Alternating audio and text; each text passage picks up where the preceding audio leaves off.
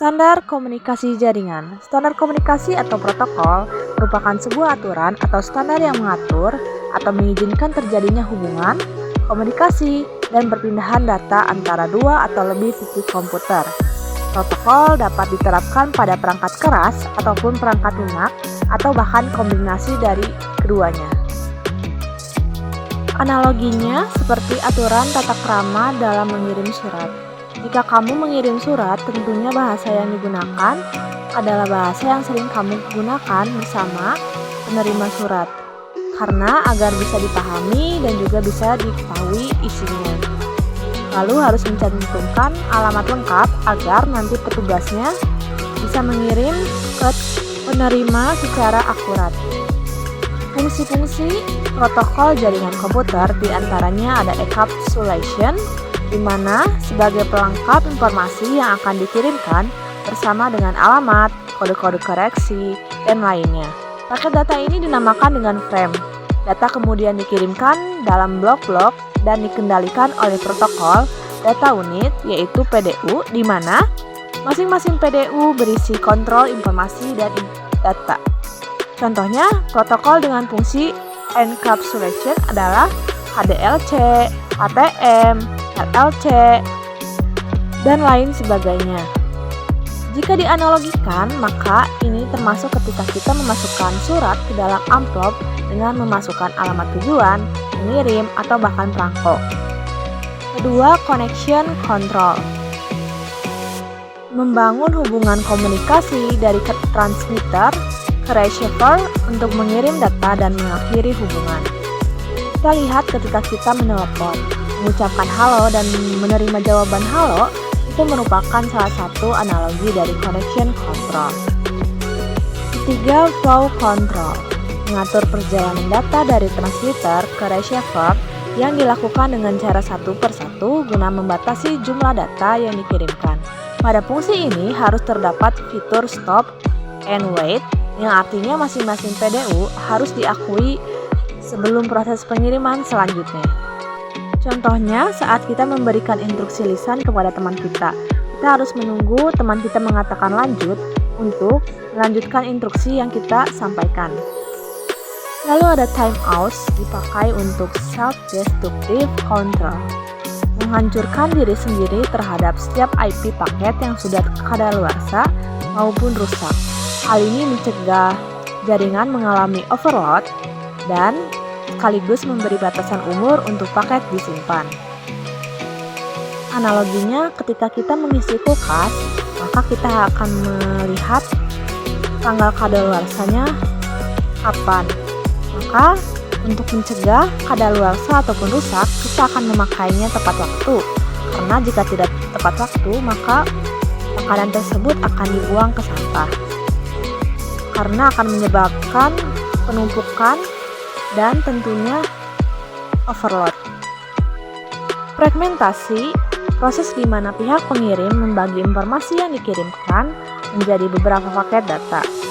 Proses ini ditandai dengan urutan beberapa PDU dengan berbagai batasan ukuran. Contohnya, kita membeli lemari di mana kita harus memecahkan setiap bagiannya agar mudah untuk dikirim. Lalu ketika kita menerima barang tersebut, maka kita harus menyusunnya kembali menjadi utuh kembali. Nah, proses ini disebut reassembly.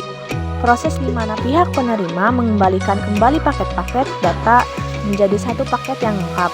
Lalu ada transmission service, memberi pelayanan komunikasi data seputar prioritas dan keamanan data.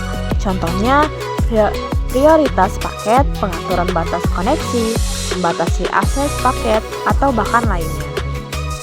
Lalu ada jenis-jenis protokol jaringan. Yang pertama ada UDP, User Datagram Protocol, di mana ini adalah transport TCP atau IP yang dapat mendukung komunikasi unreliable tanpa adanya koneksi antar host di dalam suatu jaringan. UDP ditunjukkan bagi koneksi yang tidak terlalu kritis. Contohnya seperti transmisi audio atau video, VoIP dan audio, atau bahkan lainnya. Jenis protokol jaringan ini kurang baik untuk pengiriman paket dengan ukuran besar, karena bisa berisiko menyebabkan banyak paket hilang. Contohnya saat kamu mengirim sayur kepada teman jauh kamu tanpa koneksi, maka kamu kan nggak tahu gitu si teman kamu udah dapat barang itu tersampaikan atau tidak, apakah hilang atau bahkan ada kerusakan. Lalu kedua ada Transmission Control Protocol dan Internet Protocol TCP atau IP. Seperti yang telah disinggung pada penjelasan UDP atau TCP, merupakan standar protokol jaringan komunikasi data yang banyak digunakan oleh pengguna internet. Standar TCP atau IP mengatur proses penukaran data dari satu komputer ke komputer lainnya. Protokol ini cocok digunakan untuk pengiriman yang membutuhkan keandalan tinggi seperti HTTP atau Telnet atau FTP dan SSH. Contohnya saat kamu mengirim paket, tentunya ada surat tercatat atau paket bernomor resi yang nantinya akan ada konfirmasi saat sudah diterima. Model komunikasi data OSI (Open System Interconnection) diciptakan oleh International Organization for Standardization (ISO) yang menyediakan kerangka logika terstruktur bagaimana proses komunikasi data ini berinteraksi melalui jaringan. Pertama ada physical layer untuk mendefinisikan media transmisi jaringan, sinkronisasi bit, arsitektur jaringan seperti internet, topologi jaringan, dan pengabelan. Selain itu, level ini juga mendefinisikan bagaimana network, interface, hub, NIC dapat berinteraksi dengan media kabel atau bahkan radio. Data biner dikodekan dalam bentuk yang dapat ditransmisi melalui media jaringan, sebagai contoh kabel, transceiver, dan konektor yang berkaitan dengan layer fisikal. Peralatan seperti repeater, hub, dan network card berada pada layer ini. Lalu ada data link layer untuk menentukan bagaimana bit-bit data dikelompokkan menjadi format yang disebut sebagai frame. Selain itu, pada level ini terjadi koreksi kesalahan, flow control, pengelamatan perangkat keras seperti media access control, address, MAC address, dan menentukan bagaimana perangkat-perangkat jaringan seperti hub, bridge, repeater, dan switch layer 2. Spesifikasi IEEE 802 membagi level ini menjadi dua level anak, yaitu Logical Link Control atau LLC dan lapisan Media Access Control MAC. Fungsi LLC menyiapkan sebuah pentransmission kembali dari kegagalan paket ketika terindikasi. Sedangkan fungsi lapisan MAC adalah mengkoordinasikan akses langsung terhadap lapisan fisik dengan tergantung metode media akses kontrolnya, seperti carrier sensor, multi-access with collision detection, carrier sensor multi-flag access with collision avoidance, CSMA, network layer untuk mendefinisikan alamat-alamat IP dan menyediakan fungsi routing sehingga paket dapat dikirim keluar dari segmen network lokal ke suatu tujuan yang berada pada suatu network lain, contohnya protokol yang digunakan seperti IP address. Transport layer untuk memecahkan data ke dalam paket-paket data serta memberikan nomor urut ke paket-paket tersebut sehingga dapat disusun kembali pada sisi tujuan setelah diterima. Selain itu, pada level ini juga membuat sebuah tanda bahwa paket diterima dengan sukses dan mentransmisikan ulang terhadap paket-paket yang hilang di tengah jalan. Selanjutnya, session layer untuk mendefinisikan bagaimana koneksi dapat dimulai, dipelihara atau diakhiri. Beberapa protokol pada layer ini, NetBIOS, sesuatu session interface atau protokol dikembangkan oleh IBM yang menyediakan layanan ke layer presentation dan layer application.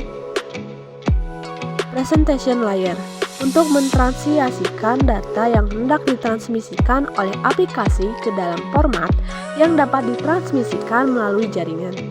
Protokol yang berada dalam level ini adalah perangkat Lunar Redirector atau redirector software seperti layanan workstation dan juga network shell atau bahkan remote desktop protokol. Aplikasi layar sebagai antarmuka dengan aplikasi dengan fungsional jaringan, mengatur bagaimana aplikasi dapat mengakses jaringan dan kemudian membuat pesan-pesan kesalahan. Protokol yang berada dalam lapisan ini adalah HTTP, FTP, SMTP, dan NFS. Fungsi OSI secara singkat.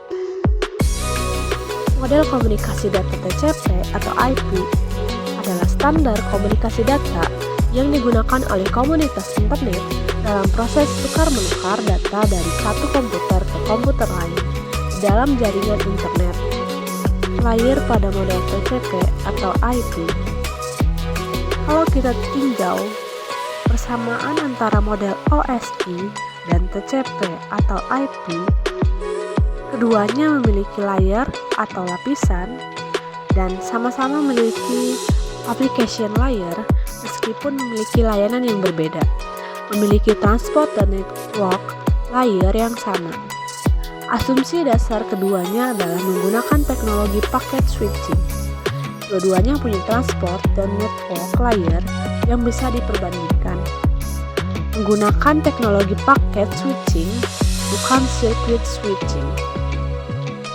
Jadi jika dilihat perbedaan antara model OSI dan TCP atau IP, yaitu TCP menggabungkan presentation dan session layer ke dalam application layer. TCP menggabungkan OSI, data, link, dan physical layer ke dalam network access layer. TCP protokol adalah standar dalam pengembangan internet. Misal, satu kasus mengirim email dari komputer Asima ke komputer Anita, maka proses ini mengikuti urutan enkapsulasi atau saat data turun dari Asima ke enkapsulasi saat data naik ke penerima yaitu Anita. Pada fase 1 atau tahap pertama enkapsulasi di komputer Asima sebagai pengirim akan dibungkus dengan header protokol setiap lapisannya. Lapisan pertama yaitu aplikasi OSI 7 atau TCP atau IP 5 SMTP. Di sini Asima menekan kirim dengan email di format dan permintaan pengiriman SMTP dibuat. Maka tahap kedua di lapisan kedua akan transport yaitu OSI 4 atau TCP atau IP 4 atau TCP. Data akan dibagikan menjadi bagian yang lebih kecil, header TCP, dan ditambahkan nomor port atau sumber, tujuan, nomor urut untuk menjamin pengiriman yang lebih andal. Unit datanya yaitu segmen. Di lapisan ketiga jaringan atau internet OSI 3 atau TCP atau IP3 atau IP akan di segmen yang tadi akan dibungkus menjadi paket, lalu header IP ditambahkan seperti IP address, sumber, dan tujuan untuk routing global. Lalu di lapisan keempat, data link OSI 2 atau TCP atau IP2 atau map. Di sini paket dibungkus menjadi frame, lalu header MAC atau alamat fisik ditambahkan, misalnya alamat router untuk komunikasi lokal.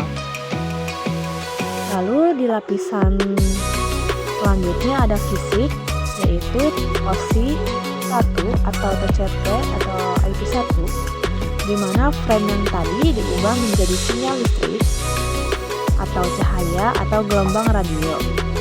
Lalu di fase kedua, perjalanan melalui jaringan atau routing, di mana router di lapisan jaringan akan membaca IP address tujuan yang ada di paket untuk menentukan jalur terbaik ke server email tujuan. Lalu switch di lapisan data link menggunakan MAC address untuk mengirim frame di dalam jaringan lokal atau LAN atau ke router berikutnya. Lalu di frame diubah kembali menjadi bit dan dikirim secara fisik melalui kabel atau udara, lalu diubah kembali menjadi frame oleh perangkat jaringan. Maka di fase ketiga, dekapsulasi, di mana komputer Anita akan menerima. Ini diuraikan sebagai email client, di mana lapisannya yaitu fisik, OSI 1 atau TCP atau IP1 atau IP1, sinyal fisik bit diterima dan diubah kembali.